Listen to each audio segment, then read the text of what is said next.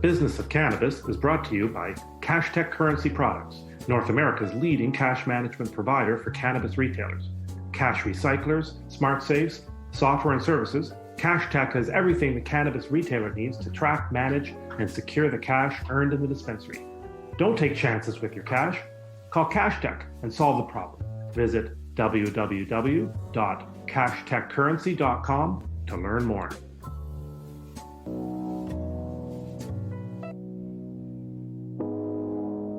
You're listening to Hayes Radio Network, Cannabis Lifestyle Radio. And it is a great day, at least for me, because I get to do my favorite thing in the world, host the Business of Cannabis on the Hayes Radio Network, North America's most popular cannabis lifestyle station. I'm your host, Dave Skuy, and we're going to bring you more interviews that I did in Chicago at the annual Benzinga Cannabis Capital Conference. I say more because we also brought you interviews from Benzinga last week, but there were too many interesting people to talk to, so I had to stretch it out. Now, it's a business show, so let's get to the business of cannabis value proposition. I still remember back in my year one of business school, in the marketing course, was told you must establish a position in the minds of the market. Okay, well, here's the position the business of cannabis is trying to take. Each week, this show will bring you the most relevant, groundbreaking, innovative business stories from the cannabis front lines, the latest in cannabis brands, in services, innovations in retail, software, distribution, marketing, a hard look at the hard realities of making money in the cannabis industry. We're going to start off with an interview I did with regarding a legendary business story. Brady Cobb's father, Bill Cobb, was a Florida-based smuggler for Pablo Escobar back in the 70s until his arrest in 1983. Now, Brady Cobb has taken a somewhat different approach in the cannabis space, to say the least, creating profitable and successful cannabis businesses in Florida. He was in Chicago promoting his new cannabis company, Sunburn Cannabis, and we'll chat about his past business dealings and why he thinks people who are negative on cannabis are making a huge mistake, because he's made a huge bet on Florida as a cannabis market to the tune of some $63 million. Then I'll bring you my chat with Mikaela McLoughlin of Springbig. Springbig is a popular cannabis marketing platform. There's no shortage of choices when it comes to marketing platforms in the cannabis space, and more players seem to be entering the field every year.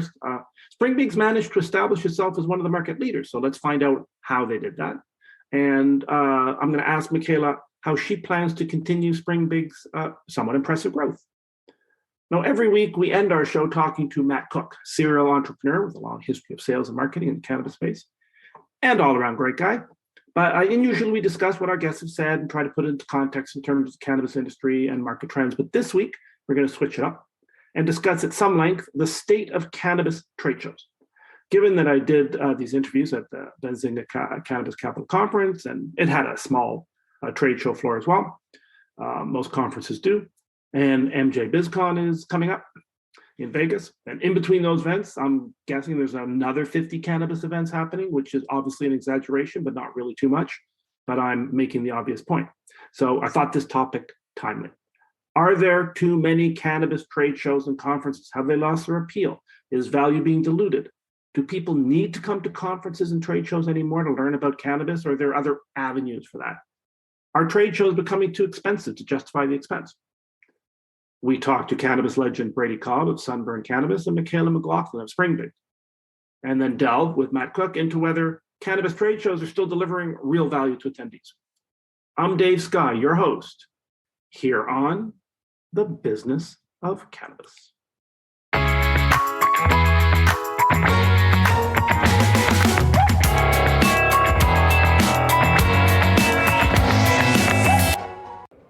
So let's talk some more about cannabis at the Benzinga conference in Chicago. Now, some of you may know Brady Cobb's name as the CEO of Bloom Wellness and his One Plant dispensaries. They were sold to Cresco Cannabis, rebranded them as Sunnyside. He took some time off, well, maybe about an hour, and started a new company called Green Sentry. Purchased MedMen's Florida assets for a cool $63 million, but that included a rather large grow operation, around 30,000 square feet, and 14 dispensaries across the state. There are plans to start manufacturing edibles and probably a lot of other plans, but we're here to talk about a new cannabis brand called Sunburn Cannabis. So too much to talk about, really, so let's get to it. Brady, welcome to the show. Thanks for having me. Yeah, appreciate your time. I really do. But now, give us it's an interesting name. Is there a story behind it? Oh yeah, there's a story behind it. Okay. Good first question. Great first question. I am a big believer in authenticity, and I think it's something that's missing in cannabis. So as we've taken our time to build the Sunburn brand, literally 20-something years in the making, I began interviewing. I introduced my now creative director. He was my creative director at one plant. He was a film student at Florida State when I was a political science student at Florida State. We were buddies. Okay. I introduced him to my father. My father lived right outside of Tallahassee.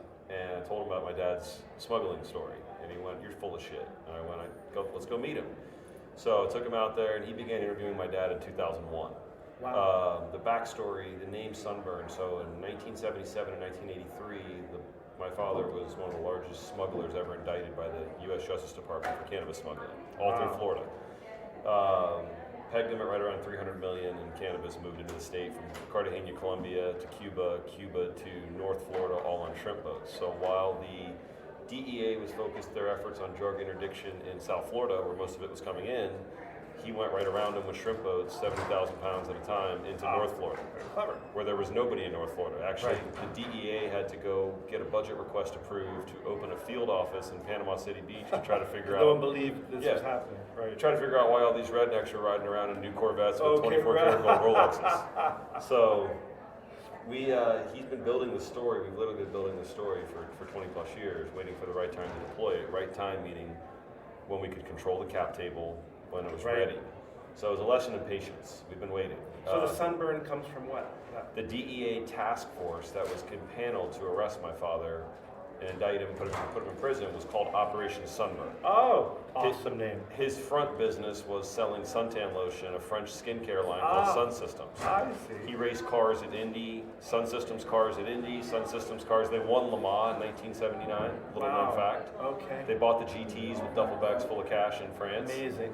So they named it Operation Sunburn, and we turned around. It's our little tip of the hat to every OG, every smuggler, as well as a little middle finger to the DEA. That's too good a story Yeah, for a it'd be fun. brand. That's too much. Yeah. You're not allowed to have that awesome backstory. Because we should talk about that for the rest of the time, but let's not, but we should.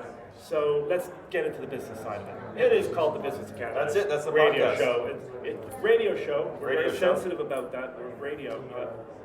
But okay, so MedMen get out of Florida that you got in. What is it you know that they don't know, or what position are you in that they weren't?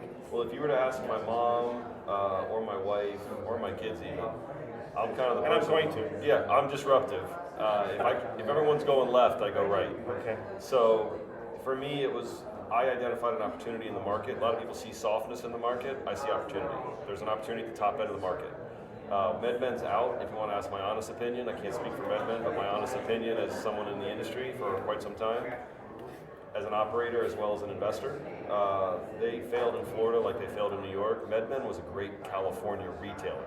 They redefined the cannabis retail experience. They demystified, destigmatized the category and the retail experience with Main Street locations that were incredibly well built out. They built the Apple Store. Sure. Everybody in retail, I don't care what sector CPG-wise, says they want to build the Apple Store or whatever industry. And they did. MedMen did it. Right. They didn't have the balance sheet of Apple's the problem. And where they, I think you see it across. There's a few companies like that. Yes. And across cannabis, though, they didn't have the discipline. I think that's a discipline problem across cannabis. And what I say that is you have to know what you want to be and know what you don't want to be before you start making moves and becoming a multi-state operator. Fair enough. Patience. They were a great retailer. Okay, they should have never went into vertical markets because they needed to be in a market where they could buy wholesale and have the best retail experience and dominate retail. Right. That's why they were successful in California. Right. They went to Florida, they went to New York. Both the states crushed them because they have a cultivation and manufacturing requirement. In Florida, for example, there is no wholesale. You are on an island. You have to grow everything you sell and sell only what you grow.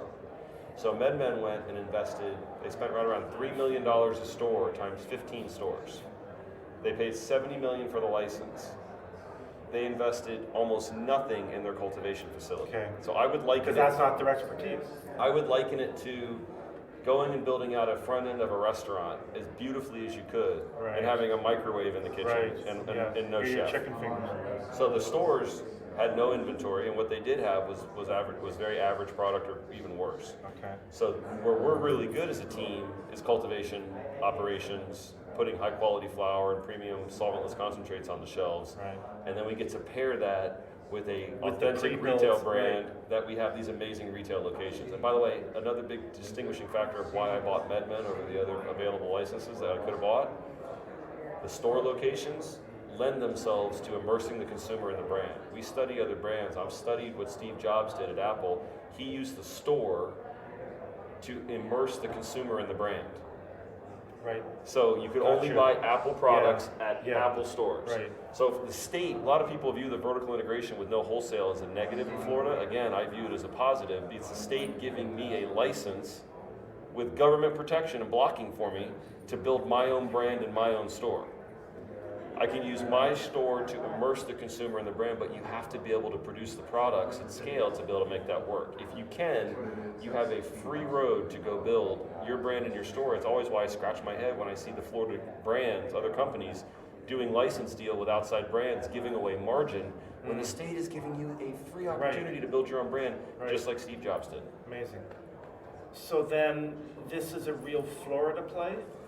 Our goal is to anchor it in Florida because that's where the brand story originates. We're huge believers in brands. Well, not every state has what you just described. Yeah. It's a relatively rare. It's I think it's the only one that's vertical with no wholesale. Okay. So for us, the brand story originates in Florida. So it's a perfect place for us to start it. That's where all my dad's story took place. That's where my story's largely taken place. And then we have the government blocking mechanism with the brand creation. We will eventually, my target is to take it elsewhere, but as a branded product. When it's established, when it speaks for itself. Do it in Florida first. Right. So, okay, we've talked around the brand. We're talking, by the way, I should say, we're talking to Brady Cobb of Sunburn Cannabis at the Bazinga conference in Chicago. We've talked around the brand. We talked about the brand. We're using the B word a lot. What is the brand? What is it? Yeah, the essence of this brand. What can we expect? Yeah. We will live at the intersection of authenticity, very high quality, and fun, with an emphasis on the last one, fun. Okay. So much in cannabis is shrouded in medicinal or believing that we have to reintroduce this category to consumers. I'm a big believer that we don't. Okay. Consumers have been purchasing cannabis in the black market and the illicit market for as long as it's been available. And it has its own history, it has its own culture, it has its own nomenclature, it has its own music. It's been making concerts better. It's been making your in-laws tolerable. It is something that is, I don't shy away from it. Right. And we're all about having fun. It couldn't be, again, one tailwind behind us, and there's not many in this industry that you get as an operator, tailwind-wise, is the fact that we're coming out of a period of time over the last 3 years, and we're still in it, that is incredibly hyper-partisan at a macro level, hyper-negative. We just got out of COVID lockdown. Yeah, we went through a lot emotionally. It's been a lot spiritually, emotionally. This American spirit has been dampened a little bit. We're going to go into Florida and go back to a 1970s, 1980s mentality feel where you're allowed to have fucking fun again. Right. You're allowed to go out and incorporate where people are having fun. That's where we'll be. Good. If you're at concerts, we're going to be at concerts. We're not going to do ribbon cuttings, and we're not going to do a lot of cannabis conferences, candidly, because for us, it's about being at the intersection where I want to meet the consumer where they're having fun. If you're out on the boat in Florida, we want to be a part of it. If you're at a concert, we want to be a part of it. If you're at a sporting event, we want to be a part of it. Amazing. So for us, it's about going back to a little bit of embracing Florida's culture, embracing the culture of the South. It has its own culture that's largely overlooked in cannabis. And embracing the ability just to be an American, a human being, and have fun. So we're going to be flower forward. Flower forward. And are there going to be multiple SKUs? Is it a high THC focus? Tell me a bit about what we can expect there. Sure. So we are everything we do. And if there's some names you can put, like, are there actual brand names we can? I'll give you a little insight. Lowdown. Yeah, sure. So for us, everything we do starts and ends with the quality of our flower. Okay. Bar none. every decision we make in operations, every decision we make across the board in the company, all starts and ends with wanting to have the highest quality flower. If you have the highest quality flower, your derivative products are naturally elevated because it starts and ends with your flower quality. So is this maybe a higher end, a wealthier demographic you're going No, after? Is it about the consumers across any income range is willing to pay for high quality flower. I think you see that with what Jungle Boys has just done. You see that with what Cookies has been able to do. Well, we did at one plant. Our consumers were varying income levels, but when good quality product arrived, it may not be what they use all the time for the lower income consumer. But it's called affordable luxury. Is instead of taking that vacation term, right? Yeah, you're going to always want the best for most people. They're going to want it every day, but every night. Not buying a $300,000 sports car, but I can spend an extra $10. Correct. For tonight. Correct. Or $20. I want to have a good night. I want to have a good product.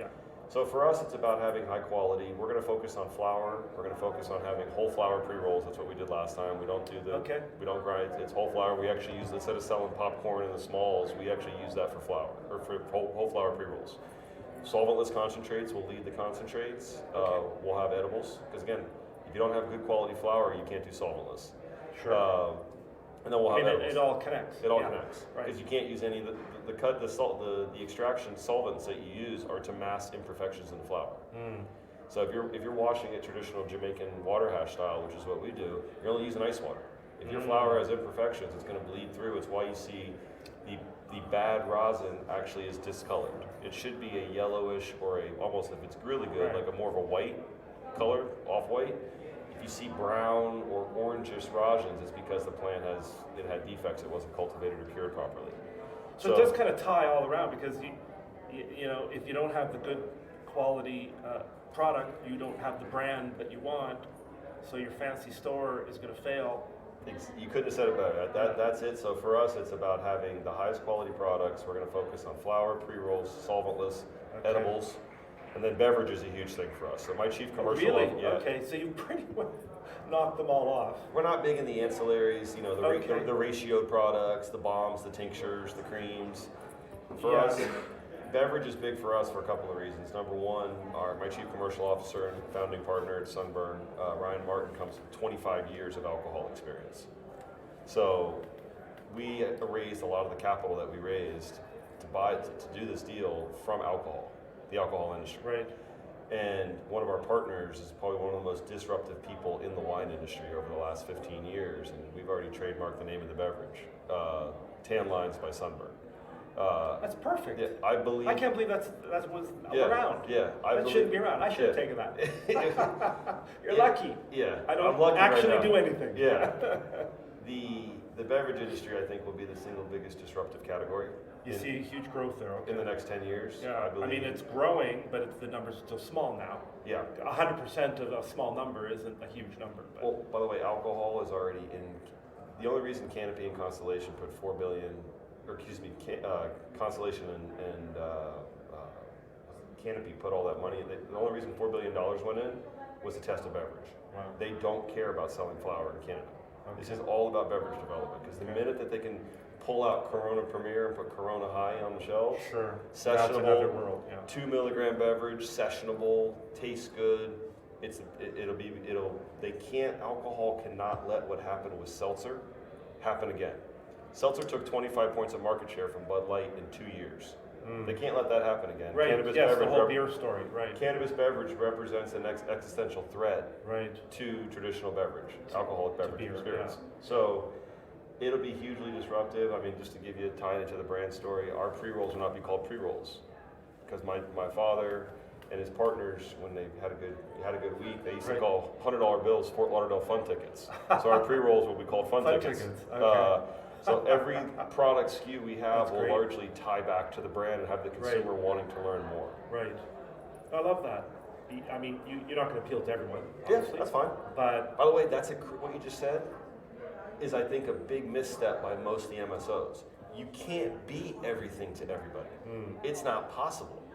You have to identify who you want to be and go do it. And you're going to offend some people along the way. Okay, fine. Because it may not be right for everybody. That's okay. That's probably, it better be, right? You can't, Yeah. Name a product that everyone wants. Apple, not everyone wants an Apple product. No, not everybody wants an Apple phone. Not everybody wants to go to Starbucks. Right. But you know what? Starbucks has their experience, and Dunkin' Right. Donuts has their experience, and Right. Pete's has their experience. Sure. So you have to identify who you want to be, and it's not what you say yes to that will define success. It's what you say Right. no to. Right. Don't go chase the vaporizer pen, distillate market if that's not who you are. That's not for us. Sounds like you're in the middle step between we're a craft cannabis company, but we have big plans. Correct. That's Trying a to great. capture that That's a great way of saying it. authenticity, Correct. and this is who we are. Correct. And you'll relate to it or you won't. Yeah, and that's totally fine if you don't. Right. I think that's where most people get scared is we have to have something for everybody. I would argue by doing that, I would rather be really good at doing one or two things Sure. than be average at doing 30. And if you look at the brands that we study, and we study them intently, like Starbucks was really good at one thing for the first 20 years of the brand existed. Oh, yeah. The barista experience and Yes. having a much better coffee. And the one thing they don't have anymore. Yeah. They don't have either of those things They anymore. lost, but when they started, Yeah. what differentiated them Yeah, you're right. was it was either in America it was Dunkin' Donuts or gas station coffee. They Right. created a barista experience with Great experience, fun experience with energy Yeah, hey, and how a you good doing? coffee. What's your ale? Let me write your Yeah. name on the cup. How you doing? Good to meet you. Yeah, you're right.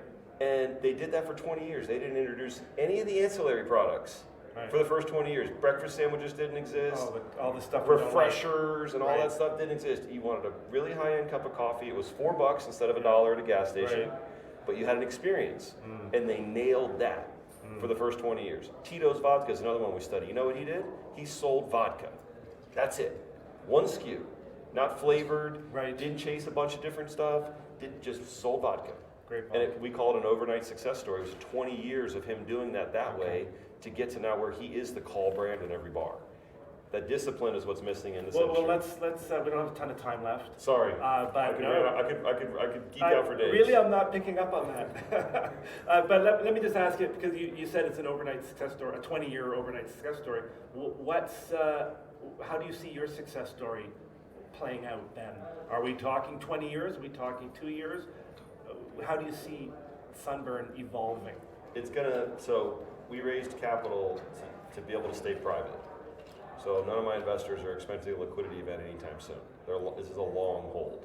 So for us, it's, I see 5, 7, 10 years building this brand, first 2 to 3 years building it, anchoring it in Florida, and then taking it out and going into select markets that make sense. I'm focused on the Southeast. I'm focused on Alabama, Louisiana, Mississippi, South Carolina when it goes, North Carolina when it goes. Okay, some states you wouldn't necessarily have thought of. It's on Obviously, brand. Florida's a huge market. It's on brand for Sunburn. So we're identifying Right. places that are I on get brand you. for Sunburn. Got you. And being very disciplined about where we go. My ultimate goal, if you were to ask me, my BHAG, is to be able to take premium product grown in Florida by Floridians and plant the flag in California at some point. Whoa, And just show a reverse takeover. east to west, not west to east. Blasphemy, Yeah. say some, but Yeah. this is a great story. Brady, I really appreciate your time. We have been talking to Brady Cobb, co-founder, founder of Sunburn Cannabis and Green Sentry, and well, shame on you if you go to Florida and you don't check them out. Come on down. You have to. We'll be open in Sunburn stores in early November. Amazing. Thank you very much. We are here at Bazinga for the business of cannabis. Talks to pretty interesting people. We'll bring you more interviews as well. Stay tuned. Thank you very much. And this is the business of cannabis. The Business of Cannabis is brought to you by CashTech Currency Products, North America's leading cash management provider for cannabis retailers. Cash recyclers, smart safes, software and services, CashTech has everything the cannabis retailer needs to track, manage, and secure the cash earned in the dispensary. Don't take chances with your cash. Call CashTech and solve the problem. Visit www.cashtechcurrency.com to learn more. So we're here at the Bazinga conference in Chicago, talking to the Vice President of Business Development, Mikaela McLoughlin from Springbig. Michaela's career has percolated along in the marketing area until Springbig came knocking about 4 years ago. She swiftly moved through the ranks to head up one of the most popular cannabis marketing platforms around today. So let's find out how you actually sell cannabis through technology. Mikaela, welcome to the show.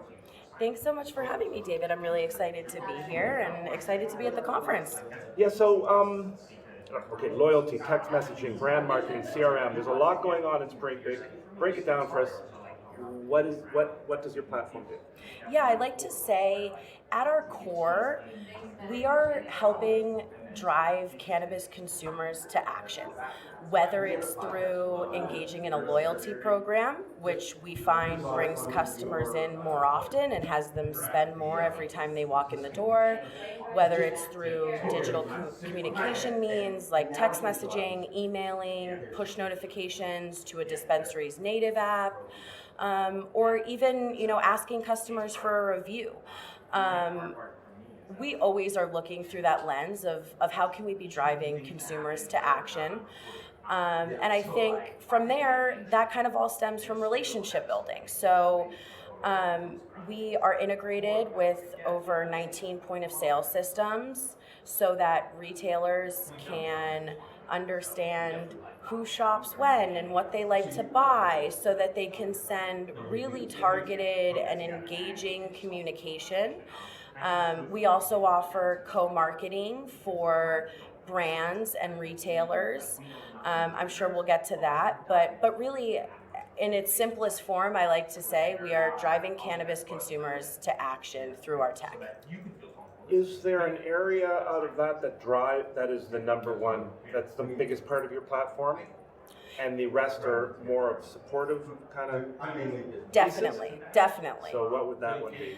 I would say loyalty is really at the core because loyalty becomes a little bit of a quid pro quo, right? The retailer says, hey, I'm going to give you points that you can use for discounts or merch or products depending on the region and area of the world they're in and the regulations. Right. Yeah. And in exchange, we get to market to you and we get to communicate with you. Very few people are willing to just say, hey, yeah, sure, here's my phone number, or sure, I'm going to download your app. That really comes when there's something in it for the customer. So we find that loyalty is typically a wonderful way to reel a customer in Like and get them to say yes. That coffee date. Exactly, Yeah, right? okay. Exactly. Some trust. So who is your target market then? Who do you sell to? We sell to cannabis retailers and to cannabis brands. So on the retail side, that was really the core of our business. That's where you started. That is exactly where we started, was building loyalty So programs. we're talking dispensaries. Basically. Dispensaries, yep.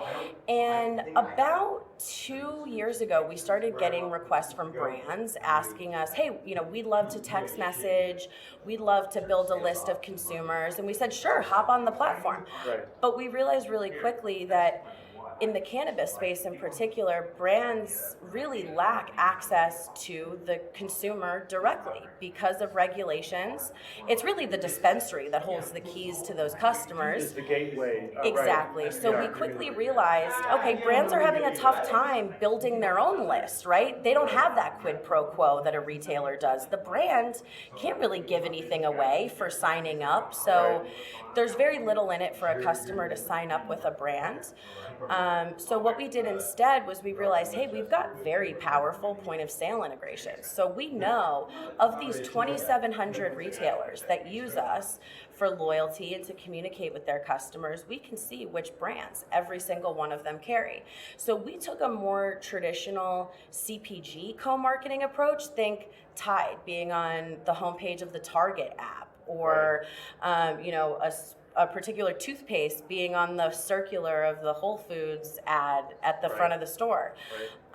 So we have brands all over the country that co-market with the retailers where their product is on the shelf by taking over the image portion of the text message. So if you So a dispensary could say, hey, this week we're featuring Dave's exactly. Guy's Cannabis. So most Which of I the have to time, invent first, but exactly. and then I could then it's 10% off.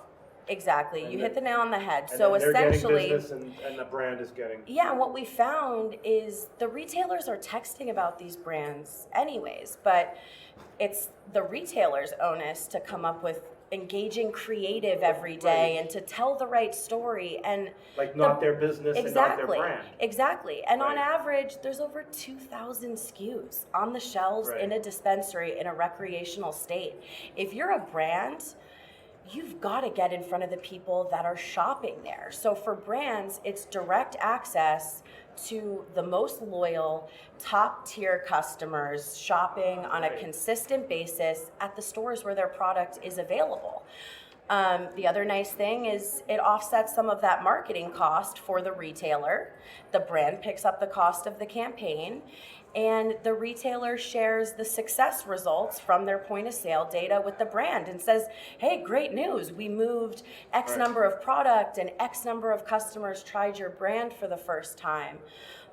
So brands is definitely exciting. It's newer and it's taking off. We are seeing tremendous success, and although listen, we didn't reinvent the wheel. Like I said, it's pretty common CPG marketing techniques in other industries outside of cannabis, but it's really the first time that this closed loop system with data available has been brought to the cannabis space. So it's been fun to introduce it to brands and see them get excited and see success. Sticking with the brand thing, are they paying for that right yet? There's one thing to pick up a campaign. Are they actually paying more than that, or has that not happened yet? Like you see in the CPG world, where so the brands are paying. The brands are essentially paying to just cover the cost of the message that the dispensary is sending. But we're not to the point where they're certainly not paying for shelf space like they'll You know pay. what? You would be Or surprised. are they? You would. I think you'd be really surprised to know how sophisticated certain retailers view their space, and I work with retailers across the country that are absolutely monetizing shelf space, monetizing virtual shelf space on their e-commerce menus. Right. 'Cause that's a valuable database. Exactly. Why am I giving it away?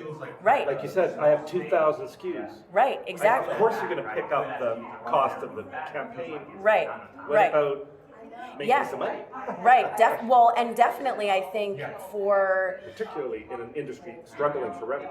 Yeah, definitely. High margin revenue. We also, we offer rev share with our retail partners if they're willing to co-market with brands. So this co-marketing can actually become a revenue driver for retailers that are highly engaged. And you're seeing this. This is happening.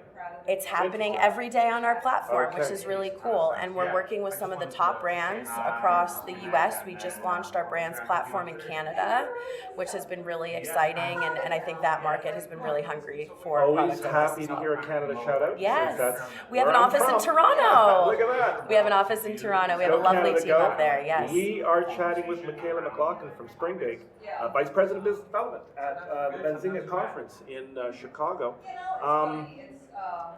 So differentiate Springbig from your competitors, because you're going to have competitors who I assume have similar platforms in the cannabis space. You're also, I'm assuming, going to have competitors in each of those little areas you mentioned, whether it's a text marketing or a CRM or a loyalty or even brand management. Yes, So definitely. talk. Like you're back at the office and the whiteboard's there and you're going, okay guys, Yeah. here's our message. Yes, I manage a large team of salespeople, and I tell them all the time, competition is great. It will undoubtedly bring out the best in our product. Thank goodness we're not the only people here chasing our tails, right? Okay. Competition definitely propels us forward. We kind of have two. And now that we've praised the competition, what is it about Springbig that I should care about? So I would say it's our roots. Our CEO and our co-founders are loyalty titans. This is not their first go at creating a company like this that is meant to drive consumer action. Our CEO, Jeff Harris, founded and still owns a company that's actually headquartered here in Chicago called IntoQ. They do the loyalty rewards for everybody from financial institutions, think credit card rewards, to Eileen Fisher and Party City and very large big box retailers. He brought our CTO, our former CTO, who's now an advisor for the company, with him to start Springbig. And so our roots are really founded in knowing loyalty and knowing consumer behavior well, which I think does set us apart because this loyalty, there's a lot of magic to the madness, if you will, for it to not be hemorrhaging money and actually generating revenue for a retailer. And then I think the other thing is the way we've built our technology.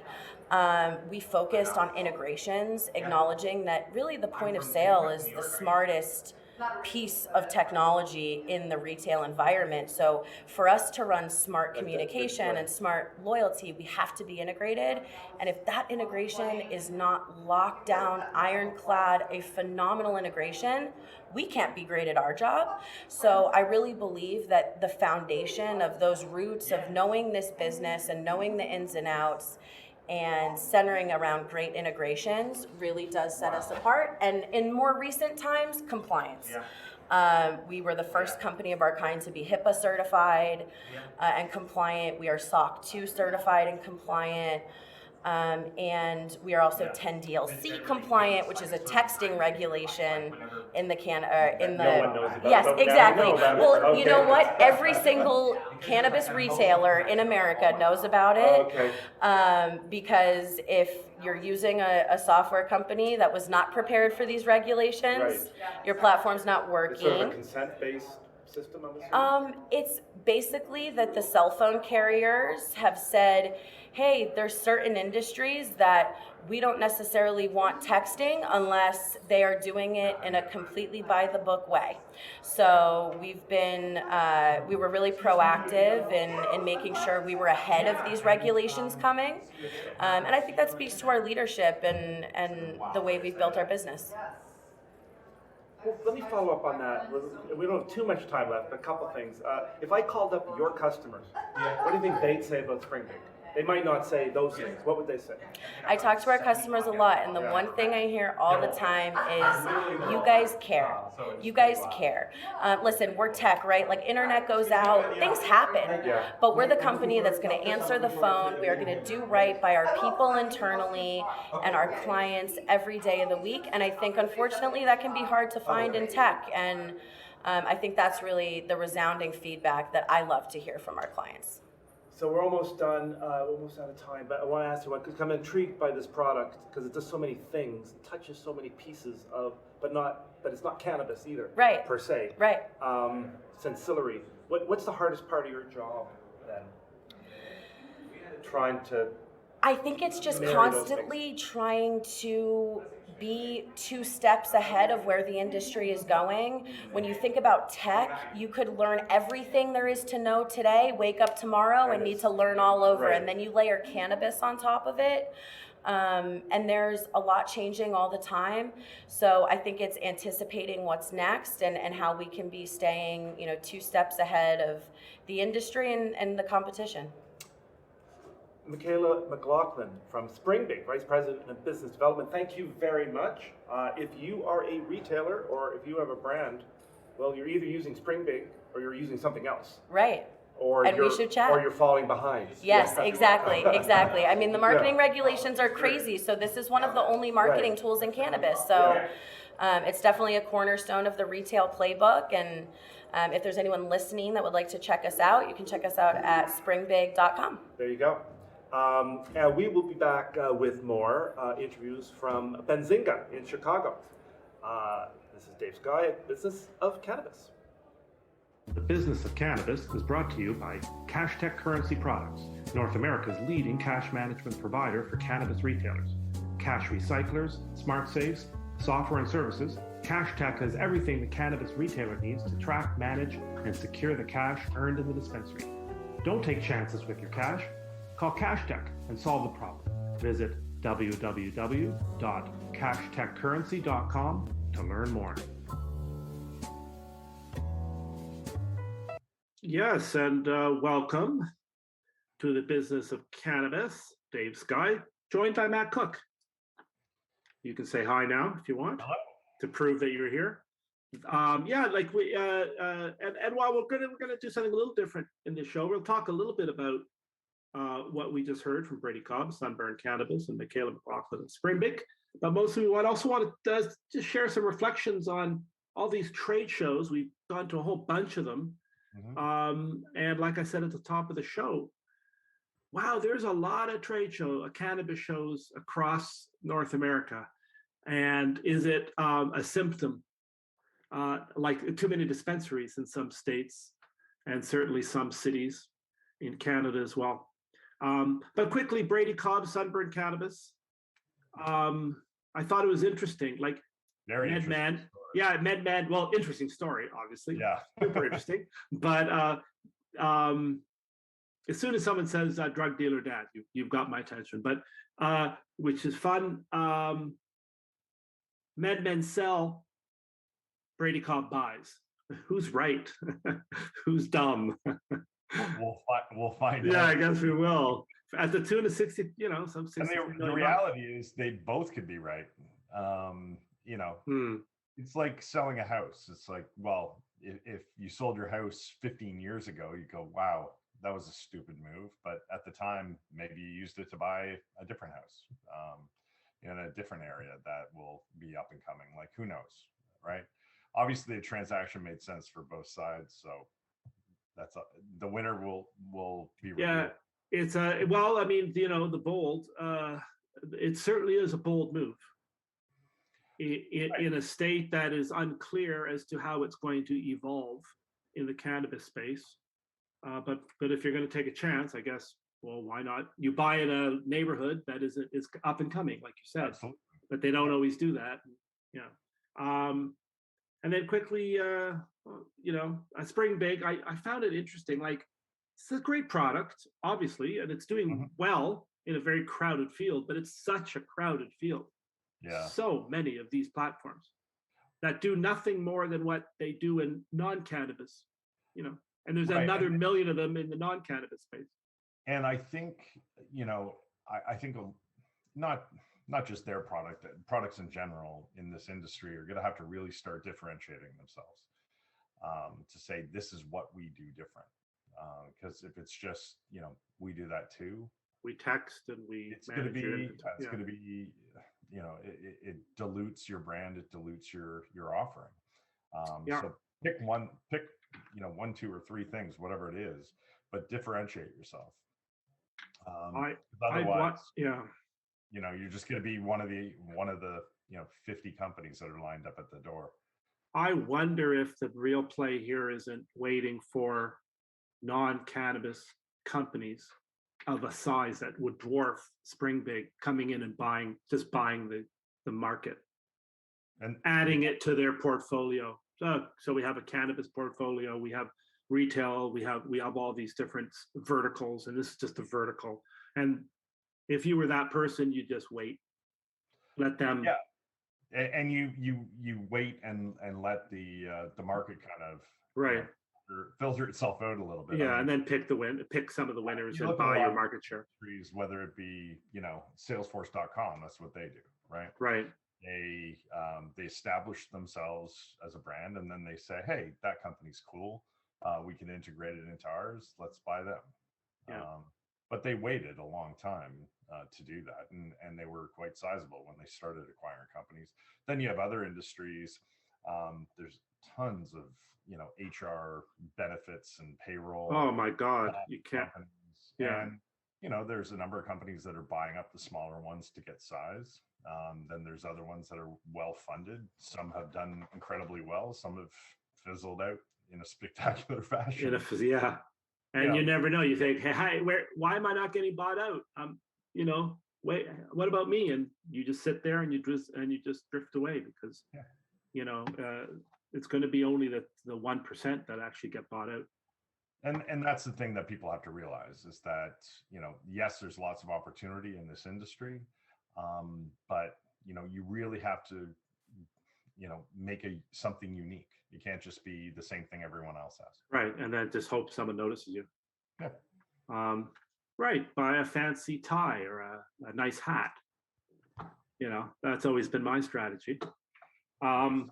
brand. So let's talk about trade shows. I've been Right. itching to kind of we've been talking about even doing a whole show on this, and maybe we should in the new year. We'll look back. We always do an end of year review. We're just trade shows is going to be one of the topics we talk about, because I know you've been to a bunch. I've been to a bunch. Mm-hmm. Give me your overview, the highs and the lows of, and it maybe is almost, there was good sort of segue from Springbig's sort of marketing platform, where Mm-hmm. there's just the forest and the trees. There's so many freaking shows. You could go to one every week. Right. And I think, again, I've been to shows in software, technology, financial services, marketing, and the good and bad shows all have the same things in common, right? The good shows there's a definite purpose to go, whether there's particular people you want to connect with from a business standpoint. There's certain things about an aspect of the industry you want to learn about.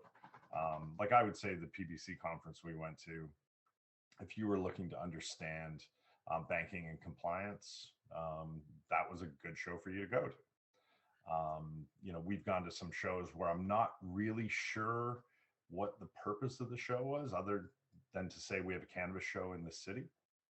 We've been to some small ones where, we walked around and it's like, okay, what are we getting out of this show? I'm not sure.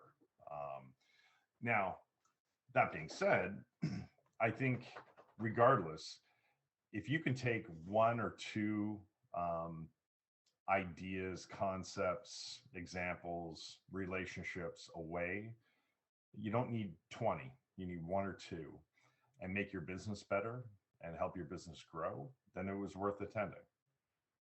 We've made some connections at a couple of the shows we went to that are going to lead to good partnerships and people making lots of money, which is great. Yeah, it's as I was listening to it, sort of what I was thinking is trade shows are just another ancillary service in cannabis, no Right. different than a platform. It's just a business, and the same thing applies. If you're not going to be unique, if you're not going to be if there's not a purpose to it, then it is going to be that, well, what are we kind of doing here? I can go the Benzinga conference in Chicago, where I interviewed Brady and Mikaela. Right. There was you could feel there was a pulse to that. It was a vibe, because it was there for people who want to make deals. There were people finance, people looking for money, people looking to invest, people looking to maybe make a splash and announce a product or a service or some sort of deal. And that resonated. And so even though maybe it wasn't in the sweet spot for some people, if that wasn't what you needed, probably if you were looking, say, to meet other service providers or actual customers, probably wasn't your show. No, but again, that's why you have to know, why am I going to the show? What am I trying to get out of it? Right. And it's not just because it's in Vegas or it's in Chicago or wherever it might be. Which are two very good reasons to go. But awesome. We're gonna go. Yeah, I mean, there's something to, well, it's a good place, but it's so hard to know. And I guess I finished my point that these shows seem to be following the same pattern of let's just have a cannabis show. Well, it's cannabis, it's growing, people, but it's not true. I mean, I think those days are kind of over. And for those in the cannabis event space, and that would be a great interview. I should interview a few people. You're selling a product in a place where, I don't know, it's very difficult to stand out unless you're, MJ BizCon probably has done the best job of creating the show, of being an early leader. Right. Whether another show could take them on, I don't know. Well, and then these things are also very if it's cyclical, maybe you can have a certain period where they are the show until they're not. I mean, right. I know in the marketing software world, the HubSpot conference you have to go to. They've had Barack Obama speak and, Oprah and all kinds of people. But it started out as 300 people, but they were there for a very specific purpose, and they kept that purpose every single year. So I think just like anything, you have to start with why are we doing this? And it can't just be to say, to your point, let's just have a cannabis show. Because I'm thinking of one or two that you and I have been to over the last year, where it's kind of like, I don't understand what the organizers were hoping to get out of it, and what were the exhibitors and the people that attended, what were they actually trying to get out of it? And invariably in those moments, the exhibitors were hoping for attendees, and the attendees weren't there because there was nothing really for them. And we know the organizers just were trying to make a buck. Right. And it all fell So flat. basically, if you think that they're just selling hope, probably not a good show to go to. But you, like I said, I mentioned PBC, you mentioned Benzinga. Those were two conferences that definitely had a purpose, and I know we got a lot out of them, as did most of the people who spoke. A lot of trial and error, though, like that. Some of it's luck, you think it's a great show. And that's also the frustrating part. A company can spend a lot of money and go, great, we had some learning that this show was a waste of money or time. There is something to activity. Just, I'm just going to go to 10 shows and I don't care, because I'm just going to create opportunity from that. But this it's is an expensive road to hoe. That's a expensive way to do it. Well, let's just do the economics on, let's say a show like MJ Biz, right? Let's say you just get a small booth and you send 5 team members with airfare, hotel, food. Yeah, what are you You're talking looking at $100,000. Yeah. So what do you? Well, I mean, for 30, 40 to be super cheap, maybe. And would you be better off applying that to, right, a marketing strategy of ads, right? Strategy, hiring a sales. Like there's a million other things. And so I think you have to treat it just like every budget item and scrutinize it. And then at the end of it, I mean, what I used to do with my teams when we'd go to these big shows is I'd have one-on-one meetings. What are you trying to get out of this? And when you come back, what are the action items that you're taking from the show? And without that, and without any accountability, it's just kind of things drift. Right. And I had fun or not. And shows can be great. They can provide a lot of information, but if they don't lead to actionable ideas and actual action, then, what did you do it for? Well, we're going to lead to saying goodbye because we've run out of time. I'm taking away from that. Shows are a lot of work, and if you don't put that work into it, then you really truly are wasting your time. So part of the work is, why am I going? What's the purpose? How am I going to evaluate this? How am I going to judge it, either for the next year or even whether this was worth it? And how am I going to keep my people accountable? That's a lot of work, let alone the actual money that you're spending. So some people are a little cavalier. Sometimes I am too. I'll just go to a show, and then after I say, I don't even know why I did that. I just try to. Yeah. At the end of the day, it's like, what's the ROI on? Yeah, exactly. The show. Right? And sometimes it can be huge. Sure. Matt Cook, thank you very much for your time. Value it as always. I will thank Brady Cobb of Sunburn Cannabis and Mikaela McLoughlin of Springbig. Thank you. We were at the Benzinga Capital Conference from trade show floor. Had a nice conversation with them. I hope you enjoyed that.